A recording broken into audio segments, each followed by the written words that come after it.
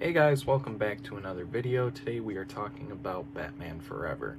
It's directed by Joel Schumacher from 1995, an action-adventure starring Val Kilmer as Batman / Bruce Wayne, Chris O'Donnell as Robin / Dick Grayson, Jim Carrey, last seen as Dr. Robotnik in the, dare I say, excellent Sonic the Hedgehog film, as Edward Nygma / the Riddler, Nicole Kidman, last seen as Queen Atlanta in Aquaman as Dr. Chase Meridian, and Tommy Lee Jones as Harvey Dent / TwoFace.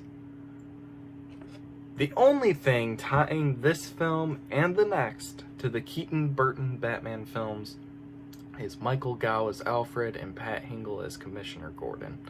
The film has a 39% on Rotten Tomatoes, and with a budget of $100 million, the film made $336.6 million at the box office. Not bad, but not great either. Let's find out what's behind curtain number one. Terrible CGI Gothic buildings throughout Gotham, plus just some of the worst CGI I've seen since Mighty Morphin Power Rangers the movie. Yeah, it's that bad. And behind door number two, why'd that be a mixed bag of talent? Val Kilmer is not very good in this movie, and he's one of those that kind of has a weird streak. He's in Top Gun, and he's in a bunch of other stuff. I think, yeah, it's way over there, never mind. So, Top Gun is, I've never seen it, you know, it's one I want to see, but Tom Cruise, I have a weird thing with Tom Cruise. I don't know how I exactly feel about his movies. Val Kilmer, when I was younger, used to enjoy him as Batman. Now, not so much. He's almost a better Bruce Wayne than Batman, whereas Keaton was a better Batman than Bruce Wayne, but not entirely. It was more of a, how do I put this? I definitely prefer Keaton over Kilmer, and definitely Kilmer over Clooney, but we'll get there.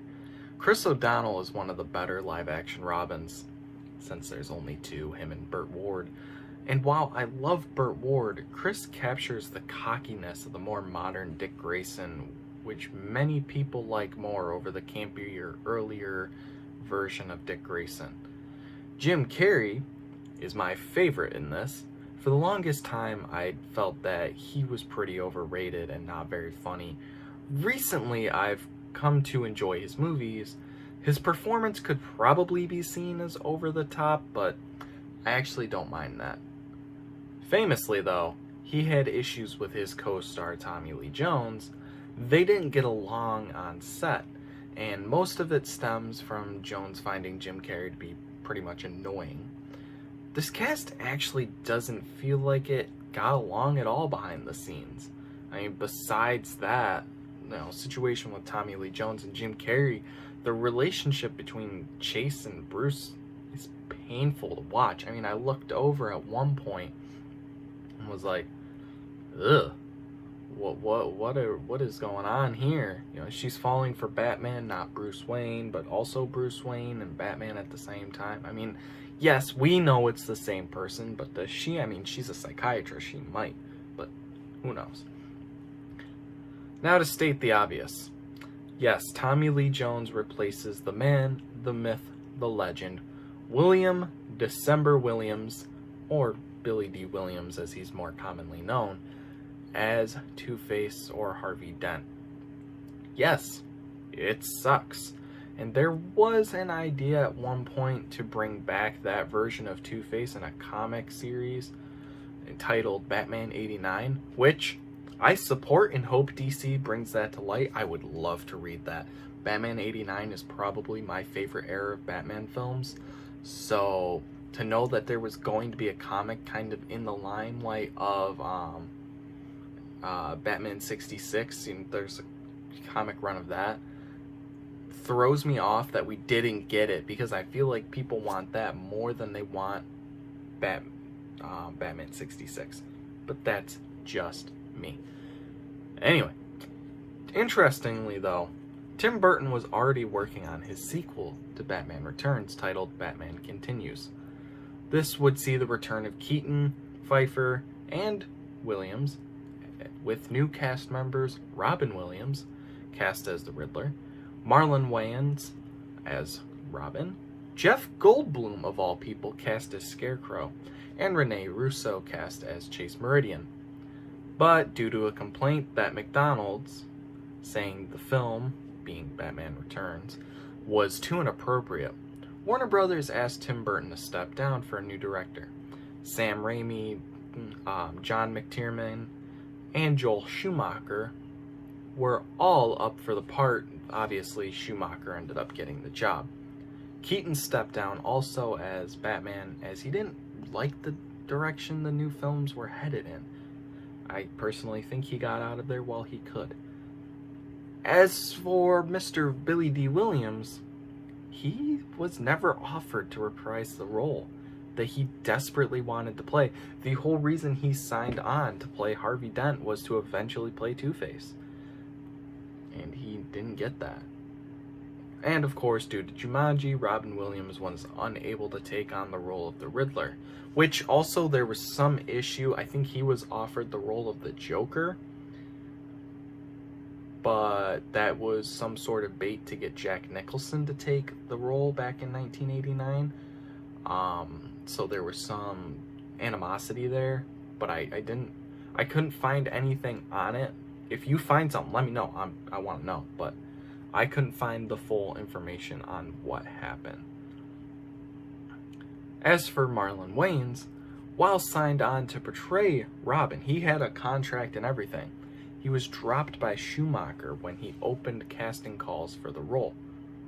I think that Batman Continues would have been very interesting, and to say the least, I definitely would have loved to see it. Although, I don't quite know how I would feel about, Mrs. Doubtfire playing the Riddler.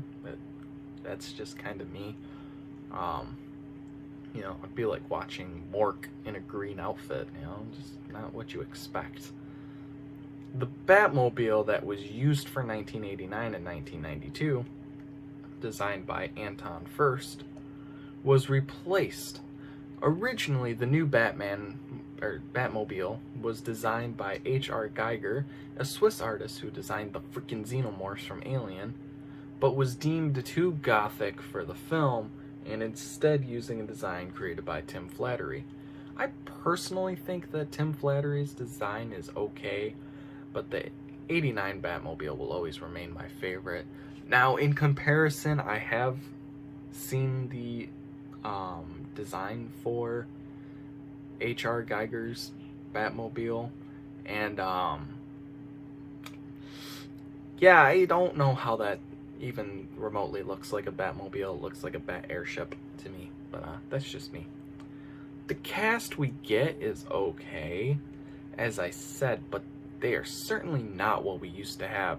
But when you cast Jack Torrance as the Joker, then you have to hold the film in high regard. I mean, comparing The Shining to Batman 89 is not normally what people would do, but considering Jack Nicholson is in both parts, it's very easy for me to just say point blank, I love both because I love Jack Nicholson, and he's 89 years old. I'm pretty sure he's retired at this point. I'd love to see him in at least one more role, but he's retired at this point. The music for this film is no longer composed by Danny Elfman since, well, if Tim Burton leaves, so does Danny Elfman. They're a package deal.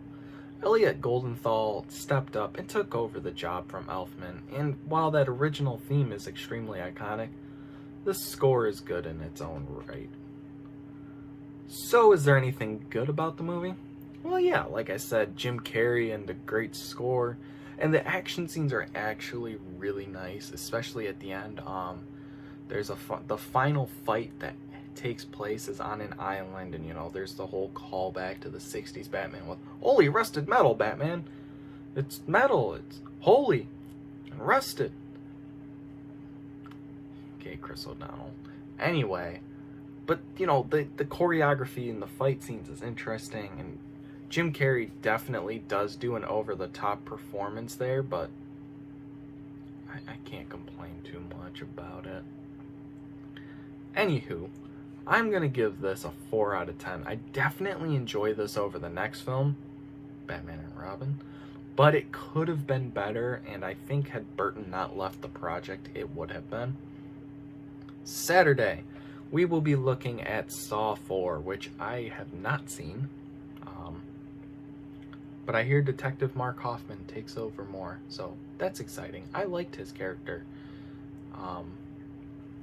So there's that. Anyway, until Saw 4, I'm Luke, and I'll see you guys later. Hey, I hope you guys enjoyed what you just watched. If you're interested in more of my videos, make sure you subscribe and hit that bell icon to get notifications every time I upload a video. And also, if you could, just leave a like down below and maybe even consider commenting, telling me things I did good, things I did bad.